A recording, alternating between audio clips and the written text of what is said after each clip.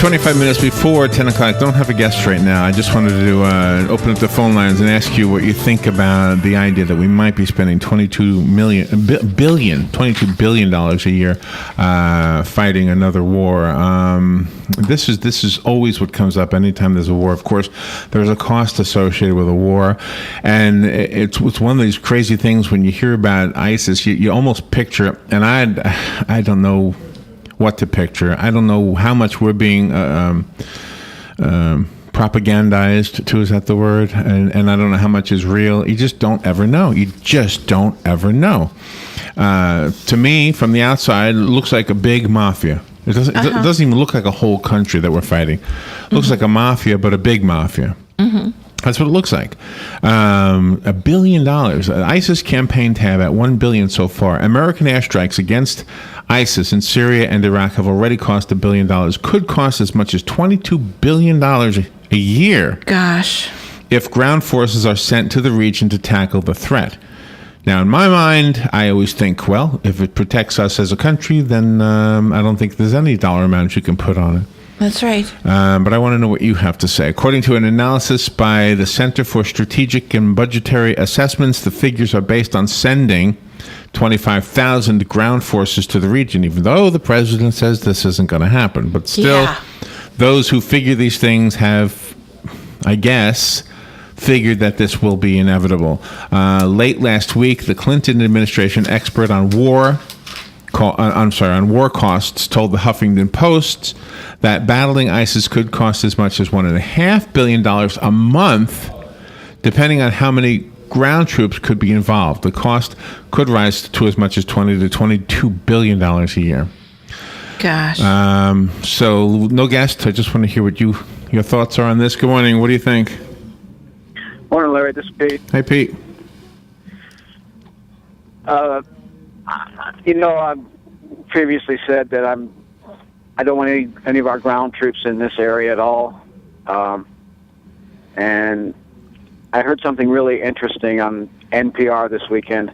They had an interview with a really high-ranking Air Force general that was involved in the Central Command, the outfit down in Tampa that, covers all this area, the military command. And they were talking about the raids that are going on in Syria right now, which, I think President Obama should have gotten authorization from Congress, but that's not what we're talking about. But anyway, these F-22 Raptors, these stealth aircraft that are conducting these missions, each one of those planes costs $90 million. Wow. Maybe more. I mean, that's what they say they cost, right? Yeah. And the general said that ISIS obviously doesn't have, the anti-aircraft capability to shoot down one of these planes. But he was asked, what happens if there's some kind of a mechanical problem and this plane crashes, and the pilot is pinned down behind enemy lines or something, and the general kind of said, well, that's just, that's very unlikely to happen. But, it's not just the $90 million for the plane and however much those missiles probably cost a couple $1 million, but that we have a pilot in there, and those pilots are worth their weight in gold as far as I'm concerned.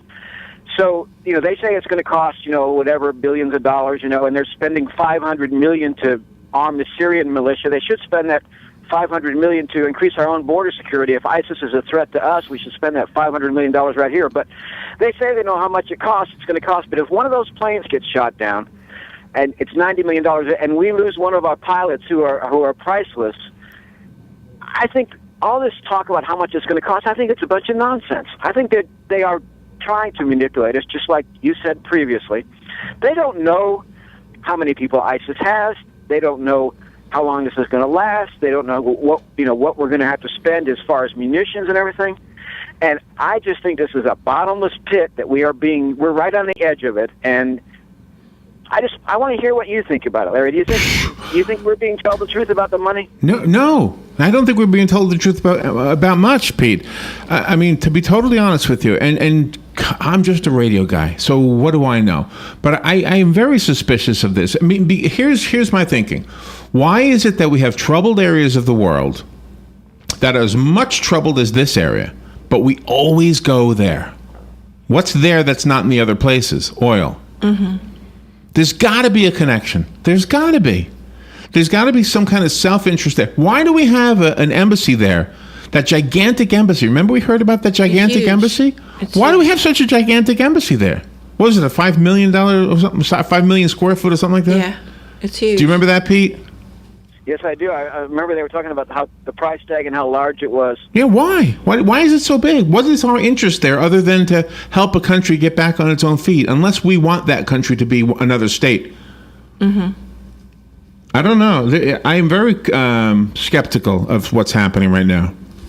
And just in general with the government, when the government tells you something's going to cost, for example, let's just use a simple number. If they say it's going to cost $1 billion, it's going to cost $10 billion. I mean, they always get the price off by it's always cost 10 times more. No matter what it is, whether it's a dam or a website or whatever, it's always a lot more expensive. So, I think that if we're going to spend all that money, we should spend it on our own national security, our borders, and tracking immigrants and stuff like that, rather than arming the Syrian militia for $500 million. And that they say $500 million, it's going to be 10 times that much. And I don't trust that either. I know other people probably want to talk, and I really appreciate the back and forth with you. Thanks, Larry. Thank you, Pete. I don't trust that either. I don't trust the idea that we give all those weapons to the Syrians. No. I don't. Why? I'm with Pete. Mm-hmm. Bring it here. Protect us. Our money and our defenses should be for our defenses. Exactly. Every single time we end up in some kind of a conflict, every single time,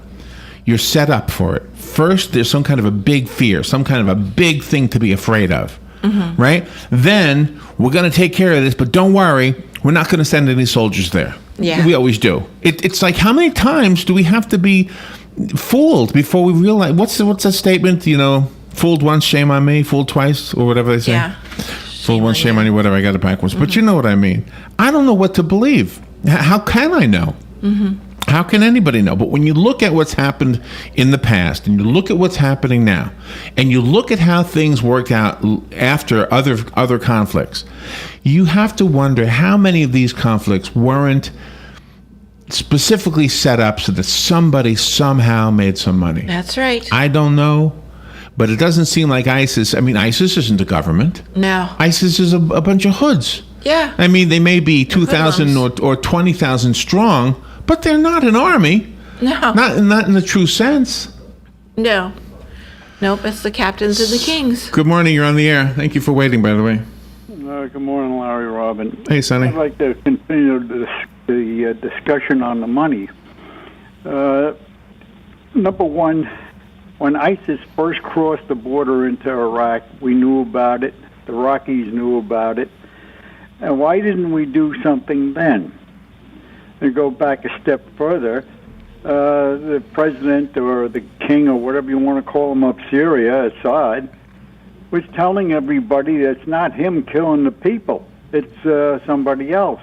Well, apparently it looks like he was correct in telling the truth. So, like you said, I don't believe a thing that comes out of Washington. Why didn't they do something about it then, and why do they wait until after they've robbed the banks of Mosul? And one thing that bothers me is, why was there so much cash and liquid assets in a bank in a town called Mosul, where it should have been maybe in Baghdad? That's another thing. I don't trust any of them, Republican or Democrat. And that goes back to 1986 when Reagan signed the amnesty for 11 million back then. Both parties threw the bill under the bus after these illegals were legalized. The rest of the bill said we were supposed to stop all immigration till we find out who's here, deport who's not shouldn't be here, and that included any violations of visas or anything else. Now we fast forward, and we had the sequestration in 2013. We found out with even bare bones tax revenue coming in, we were able to run the government and serve it what they call service the debt. I'm assuming that means pay the interest. And then that was finally, then December of 2013, the Republicans signed off on a $970 billion spending bill the very next month, all of a sudden a budget shows up after all the years of operating without one. Don't question one thing in the budget. We just got the Republicans again sign off on a $1.3 trillion spending bill. And here we are, they're asking for money again. And they want another $1 trillion. Yeah. I mean, we're talking about $2.5 trillion in less than 12-month period.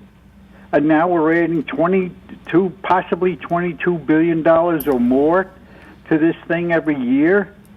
And we still have unguarded or unsecured borders. We don't know who's in this country. We don't know what outfits are here. All we know is we've had terrorist type of actions already here. The latest one in Oklahoma, the beheading of a woman. Right. I mean,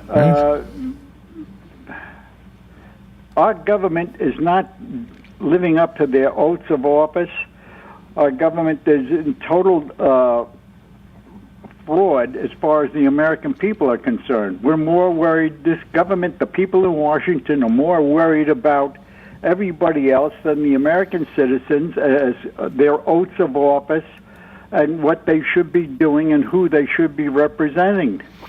And when it comes to them promising your money, your tax money, promising to put your money into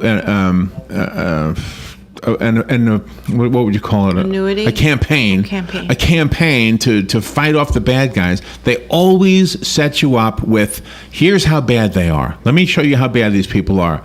There's a guy with a British accent cutting off heads. We need to spend $22 billion to go get him. Yeah. What? Right. What? Right. Yeah, well, it's insane. The only thing I can tell you, Larry, is it seems like this country is the only country that can defeat these, all of a sudden, these elitely trained terrorists. Yeah, really. Yeah, that's nuts. Really. We spend thousands and thousands of dollars to train. And you're making a really good point, Sonny. Wait a minute, it costs thousands and thousands of dollars to train soldiers to be who they are. Right. Whether it's a Marine, right, or a doughboy, a ranger, or a SEAL, or whatever. The more the specialty titles cost more. And yet these people have this highly trained military. Yeah, where are they getting the kids from? Everybody's afraid of them. What I'd like to know is, we have the Saudis said they sent a couple of planes on a raid. I don't know if they did anything. We know the British sent their Jaguars or whatever the heck they call those planes.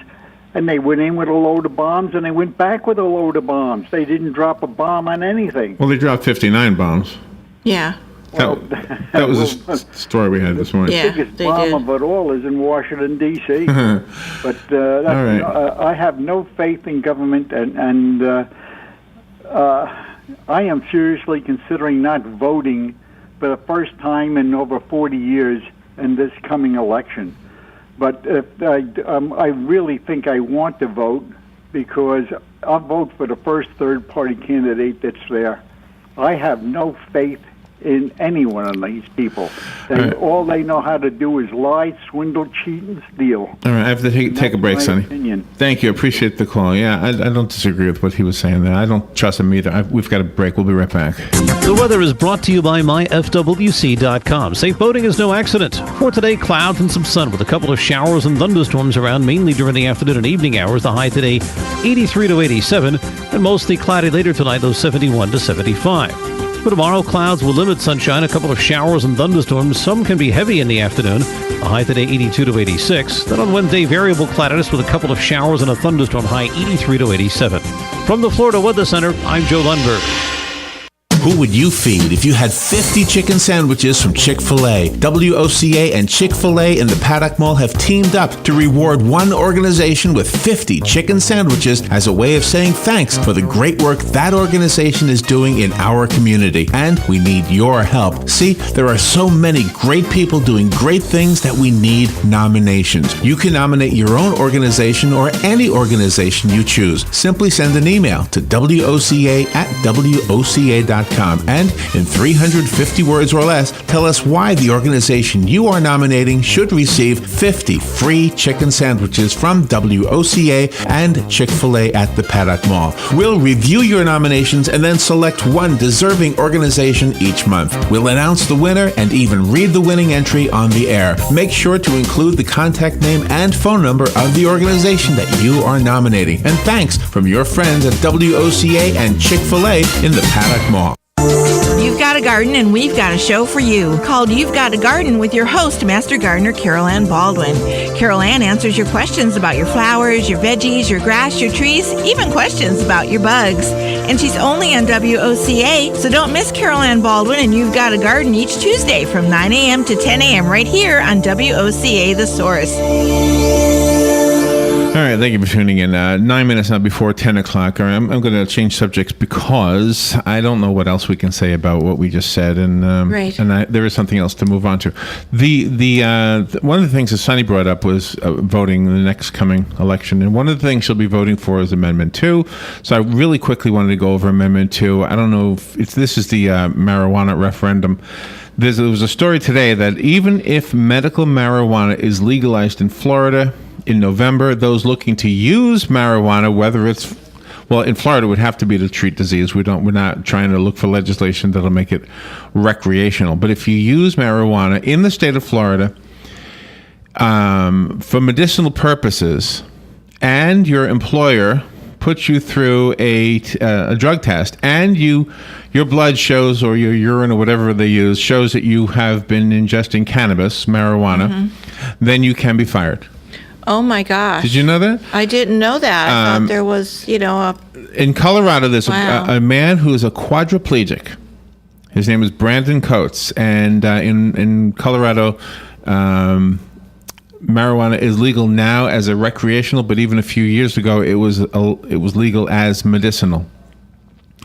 So he works for the Dish Network, or he did work for the Dish Network. oh my gosh. He used medical marijuana to treat his muscle spasms, which was legal. It was legal. He said he had only used marijuana in his personal time, and the Dish Network never alleged that it affected his job performance. But after a drug test found marijuana in his system, the company fired him on the grounds that the federal law still names marijuana as an illicit substance. Oh my. He filed a discriminatory termination lawsuit against the company back in 2011, but 2 subsequent court rulings have sided with Dish, saying the company's citation of federal law is legitimate. So if that's the way it's working, in Colorado, Oh my gosh. then chances are it'll be the same thing here. Not so right. before you use marijuana, if Amendment 2 passes, which it's expected to, and we have medicinal marijuana in our state, you better make sure your boss is okay with it showing up in your tests. Yeah, get him to sign a paper. Something. Just thought that I would he's aware. just thought I would share that with you. That's with Florida's medicinal marijuana referendum just a few weeks away, and it is just a few weeks away. It's November. Yeah. Opponents of Amendment 2 are putting up some serious money to express their concerns. The Miami Herald reports that the campaign No on 2 will spend $1.6 million in the next month. How about that? Just to advertise that you vote against it. The ads are reportedly slated to run the first week of October. If it's going to save a life, I'm for it. Gosh, I never even considered that would be an issue. They are since it's prescribed medication. for against it. I mean, they are against it. Okay, let's go to the phone and you can comment on this one. Good morning, you're on the air. Good morning. I had to get my medical marijuana straight. Anyway, okay. The other thing, too, Larry, is this. If you can still be charged with with driving under influence too. Like if you get caught and you get the blood test and it shows up, that's another thing that people need to understand. Those states that have it, you still doesn't say that you are exempt from being charged with driving under the influence.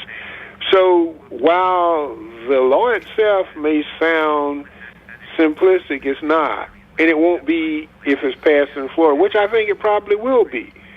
But people need to be aware. It's just like technology when it comes to many of things in the net.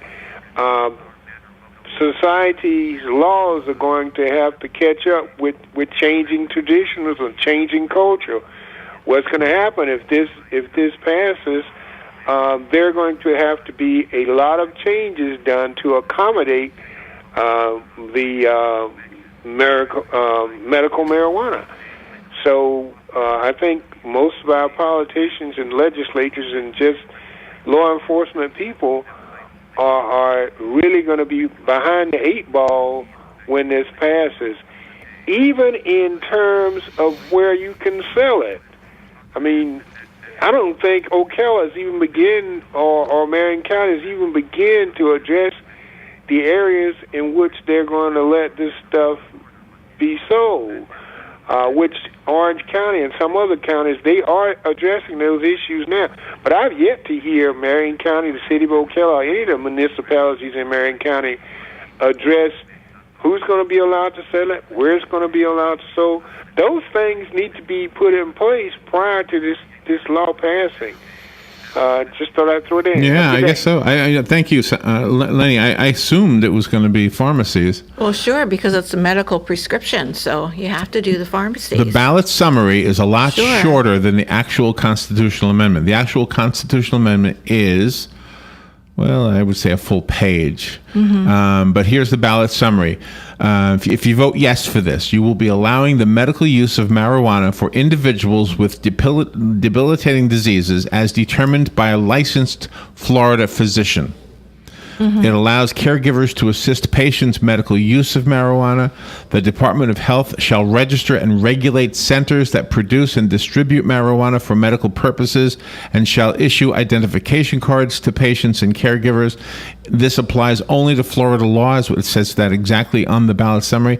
The last sentence says, does not authorize violations of federal law or any non-medical use, possession, or production of marijuana. Yeah. The first part of the last sentence does not authorize violations of federal law. The federal law still makes marijuana illegal. Therefore, what is it called? THC? What is the substance called? THC. If that's in your blood, you're violating federal law. Right. If your boss decides, well, that's means for grounds for dismissal, you don't have a leg to stand on. Yeah. Like this guy out in Colorado. Good morning. Thank you for waiting. You're on the air. Good morning, Larry. Robin Sunny again. I don't know why this drug or whatever herb is going through all this hassle to be legally used. We have other medications that are highly addictive and have some serious side effects to it too. Plus, it can inhibit your ability to drive or perform or work at say, machinery. But the point of the matter is, these drugs are prescribed. As a matter of fact, I still have some of these drugs. They have morphine in them.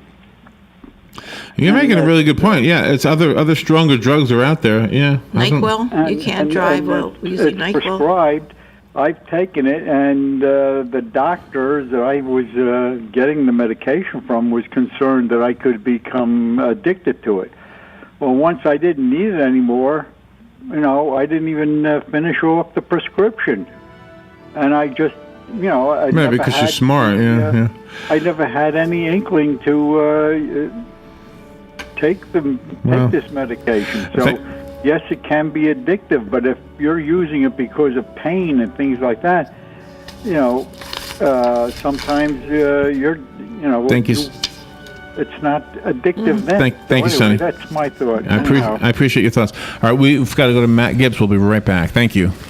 Broadcasting from the Paddock Mall Studios, this is WOCA, Ocala, Gainesville, The Villages, 1370 AM, 96.3 FM, The Source.